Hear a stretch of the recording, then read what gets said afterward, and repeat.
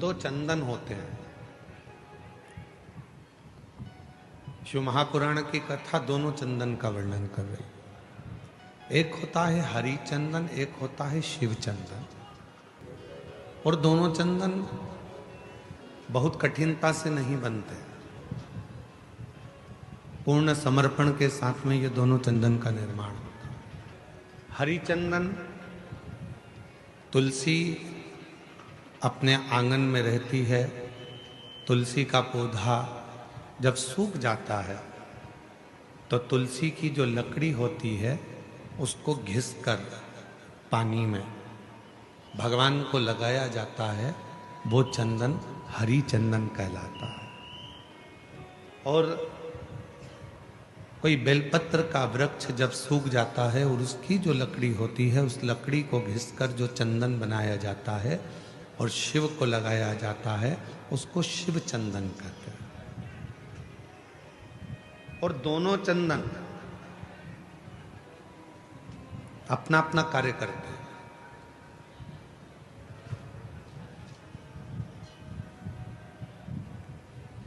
जैसे चंदन लगाते समय 3 उंगली का प्रयोग हम भगवान शिव पर करते हैं। आकार, ओमकार और मकार, ये 3 उंगलियों का प्रयोग हम शिव जी पे चंदन लगाते समय करते हैं।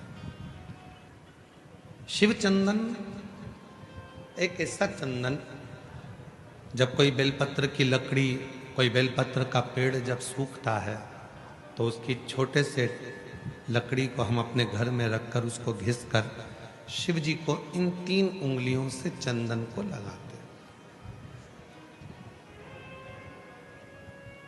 आकार, ओमकार और मकार, तीनों।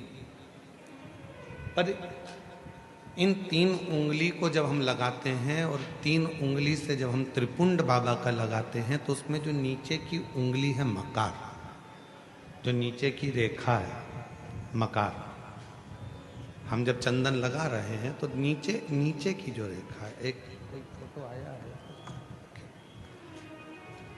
जैसे ये 3 उंगली से ये चंदन लगा, आकार, ओमकार और ये मकार।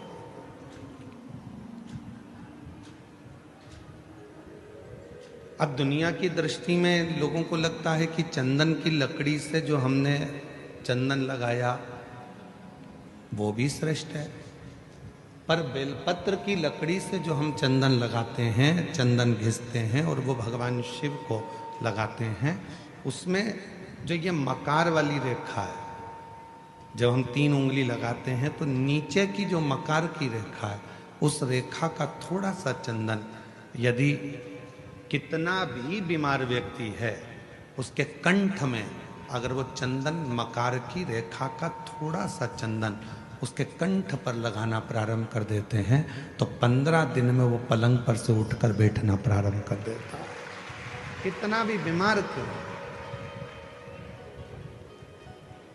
आकार, ओमकार और मकार, 3 रेखाएं हम चंदन की खींचते हैं। जैसे इसमें 3 रेखा खींची, 3 रेखा। एक हरी चंदन है जो तुलसी की लकड़ी को घिसकर, जब तुलसी सूख जाती है, तुलसी जब सूख जाती है तो उसकी लकड़ी को घिसकर तैयार करा जाता है, उसको हरी चंदन कहते हैं। और वो हरि चंदन भगवान नारायण को, शालिग्राम भगवान को, भगवान नारायण को, भगवान विष्णु को वो हरि चंदन लगाया।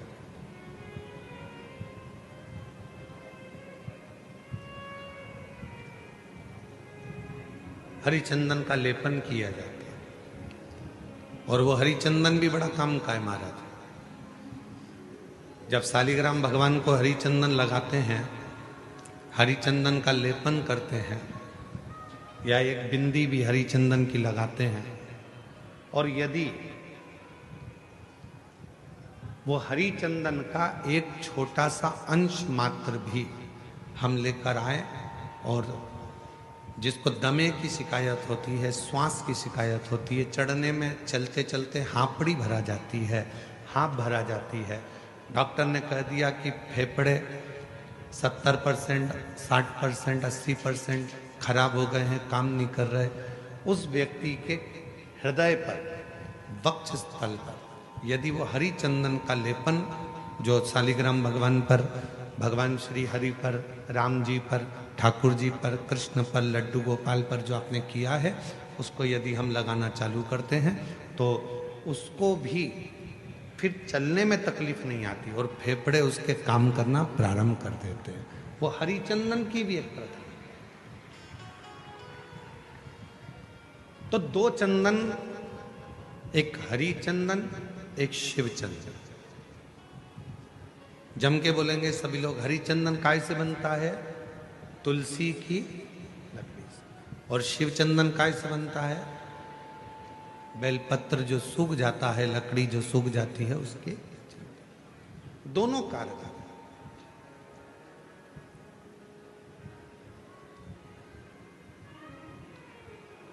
और तेरी पूजन को भगवान बना मन मंदिर, तेरी पूजन को भगवान बना मन मंदिर, घिस घिस चंदन तुझे लगाऊं, नित नित तुझको रोज मनाऊं, घिस घिस चंदन तुझे लगाऊं। हे भगवान, नित्य तेरे को मैं मनाऊं, घिस घिस चंदन रोज लगाऊं, नित नित भोला तुझे मनाऊं, घिस घिस चंदन रोज लगाऊं, नित नित भोला तुझे मनाऊं, तेरी पूजन को भगवान बना मन मंदिर, तेरी पूजन को भगवान बना मन मंदिर, बना मन मंदिर आलीसा, तेरी पूजन को भगवान बना मन मंदिर आलीसा, तेरी पूजन को भगवान। नित्य पूजन का एक फल। आज सनातन धर्म पर लोग उंगलियां उठाते हैं। आज सनातन धर्म पर लोग आक्षेप लगाते हैं कि तुम पत्थर की पूजन करते हो। आज सनातन धर्म पर लोग उंगलियां उठाते हैं कि तुम मंदिर जाते हो, जल चढ़ाते हो, पत्थर पर जल ढोलते हो। एक एक साइंस के एक एक उद्देश्य को यदि उठाकर पढ़ोगे तो पूरा साइंस हमारे सनातन धर्म की प्रधानता बताता है, और सनातन धर्म में जितनी पूजन की पद्धति है वही साइंस ग्रहण करता है,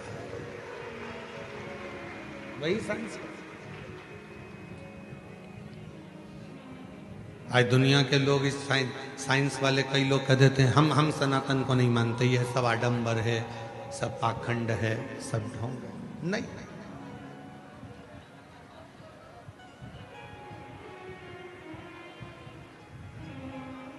एक समय ऐसा भी आता है डॉक्टर पूरा इलाज करता है, सारी दवाइयां देता है, सब कुछ करता है, और आखिरी में डॉक्टर भी कह देता है कि मैं पूरी कोशिश कर रहा हूं, अब उसके हाथ में। मतलब डॉक्टर को भी मालूम है कि एक डॉक्टर और बैठा है, वो काल अधिपति महाकाल कहीं ना कहीं बैठकर इस कार्य को कर रहा है। एक और बैठा